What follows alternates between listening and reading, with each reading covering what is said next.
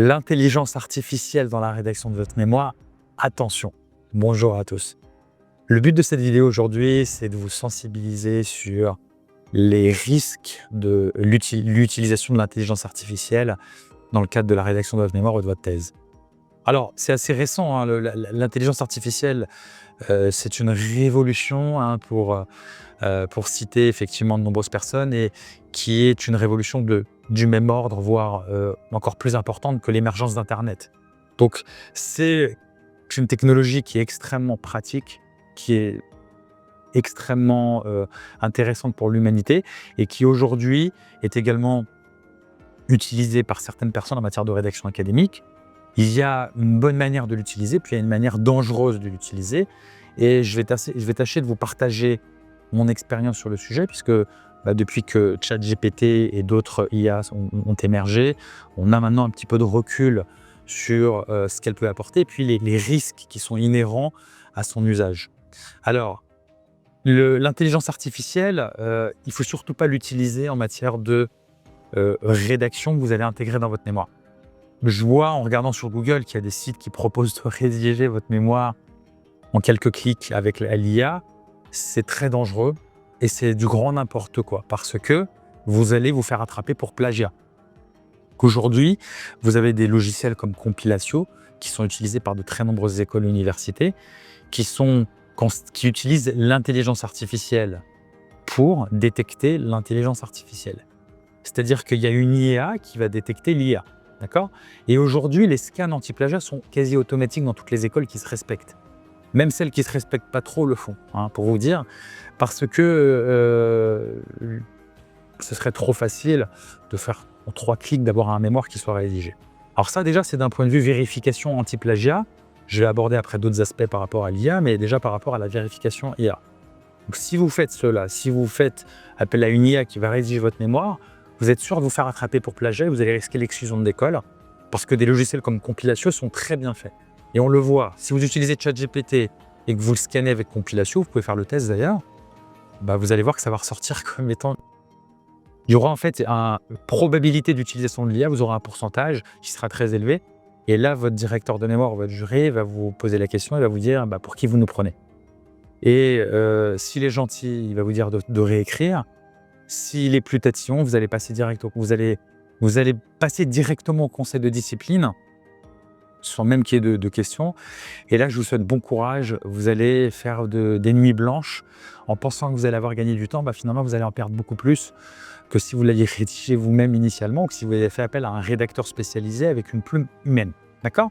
Donc, l'IA, sachez que c'est détecté.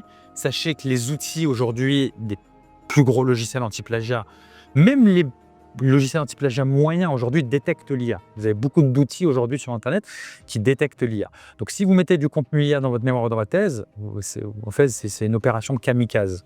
C'est comme de faire un copier-coller d'Internet et puis de le mettre dans votre mémoire. Ça marchait il y a 20 ans. Aujourd'hui, c'est fini. Avec les logiciels anti-plagiat, vous vous faites attraper. Donc ça, surtout pas, on ne le fait pas. D'accord ? Maintenant, l'IA, c'est très bien pour faire des recherches, pour vous documenter, pour comprendre une question, un sujet, pourquoi pas pour trouver des sources. En amont de la rédaction pour la recherche. Mais la rédaction en elle-même, ça doit être une plume humaine.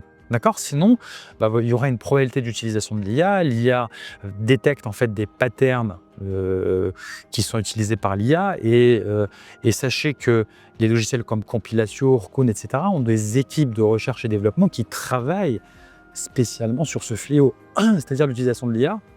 Bien qu'il y ait des faux négatifs, si vous utilisez l'IA, vous allez vous faire attraper, même pour de la reformulation. Il faut que ce soit votre plume, puisque la plume IA, vous allez vous faire attraper. Voilà.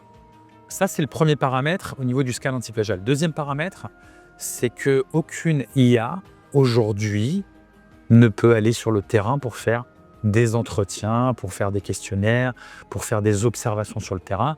Donc, pour la partie empirique, on a besoin d'un regard humain, d'une analyse humaine, et de la complémentarité d'un humain. Donc de toute façon, on ne peut pas tout déléguer à une machine, à une IA. Maintenant, peut-être qu'un jour, il y aura des robots humanoïdes qui feront peut-être que vous enverrez sur le terrain pour faire des questionnaires ou des entretiens. Peut-être que ça arrivera. Selon Elon Musk, dans 15 ans, on aura plusieurs milliards de robots humanoïdes. Donc peut-être que ça sera le cas en matière de rédaction académique et qu'on enverra un robot pour faire des entretiens ou des questionnaires. Mais au jour d'aujourd'hui, où cette vidéo est faite, c'est un être humain qui doit faire ses enquêtes terrain. Donc pour la partie empirique de votre mémoire, de toute façon, on a besoin de votre concours. Donc une IA ne peut pas faire la partie empirique de votre mémoire. Elle peut vous aider pour faire les analyses statistiques, mais elle ne peut pas ne peut pas aller sur le terrain pour faire relever les observations de terrain. Donc ça, de toute façon, c'est pas possible. Un être humain est utile. Donc, en conclusion, l'IA, oui, si c'est utilisé en support, de manière complémentaire au rédacteur humain, d'accord? Et puis, le contenu qu'il y a dans votre mémoire n'a que du contenu humain. On ne prend pas de risque parce qu'on a beaucoup plus à perdre qu'à gagner et les enjeux sont beaucoup trop importants. Votre mémoire passera la vérification anti-plagiat. Et la dernière chose que vous souhaitez, c'est de passer au conseil de discipline. Donc voilà, je vous invite fortement à ne pas le faire. Et puis, passez votre mémoire au scam anti-plagiat à la fin, à vous assurer qu'il n'y ait pas de contenu IA. Voilà, j'espère que ces éclairages seront intéressants et qu'ils vous sensibiliseront sur les risques inhérents à ce type de pratique. Et puis, je vous souhaite bon courage et réussite dans le cadre de la rédaction de votre mémoire ou de votre thèse.